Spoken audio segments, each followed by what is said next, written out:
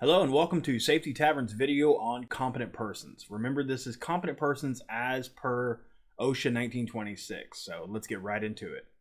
1926-32 Delta, authorized person, means a person approved or assigned by the employer to perform a specific type of duty or duties, or to be at a specific location or locations at the job site. This is an authorized person. And the person that does the approving, right, authorized person, would be the employer, by the employer. So the employer says, this person is to do this, that employer has authorized that person. Okay, that's the authorized person. 1926-32 Foxtrot, competent person means one who is capable of identifying existing and predictable hazards in the surroundings or work conditions which are unsanitary, hazardous, or dangerous to employees, and who has authorization to take prompt, corrective measures to eliminate them. This is the big trick on this. This is a person who can take prompt, corrective measures to eliminate them.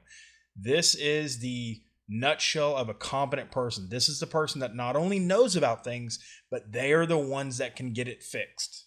1926-32 Michael, qualified means one who by possession of a recognized degree, certificate, or professional standing, or who by extensive knowledge, training, and experience has successfully demonstrated his ability to solve or resolve problems relating to the subject matter, the work, or the project.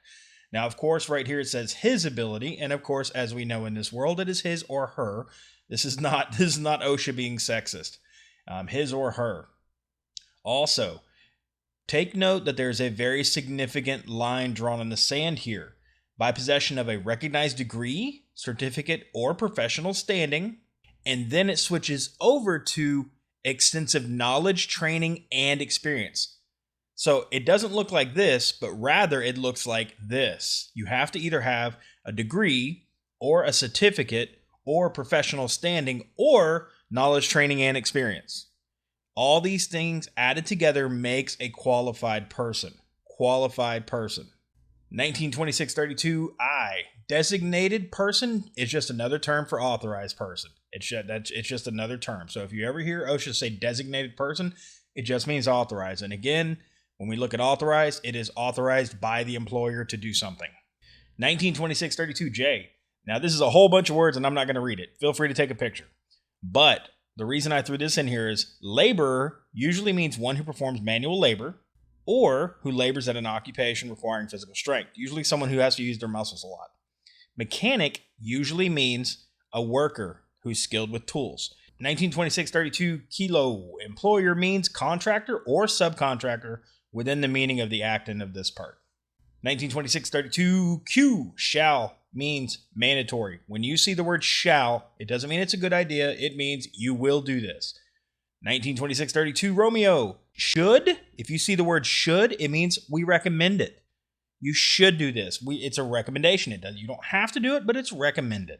And that concludes all of our competent person statutes. It is a strong recommendation that if you are as a general contractor or if you are as a contractor in construction and you are assigning people as a competent person, look at what makes them a competent person.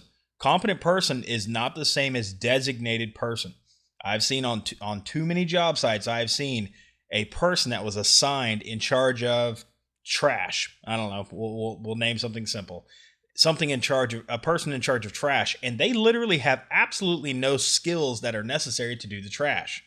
Now, granted, I'm taking a silly situation, but let's just make up a situation and say electrical. I've seen many a times where I've seen a GC has assigned a superintendent to be in charge of monitoring the electrical group, yet this superintendent, and no disrespect to them, they have no clue what they're doing when it comes to electricity. They're not competent, but they are designated, right? But yet the GC will turn around and say, well, this is our competent person. And we're like, whoa, whoa, whoa, whoa, whoa, whoa. No. Designated, yes. Competent, no. Competent requires, again, before you write that competency letter or you declare someone to be that competent of that area, you've got to make sure that they possess these mission criterias. You've got to make sure that they meet these critical aspects of that job. I hope this video finds you well, and see you in the next one.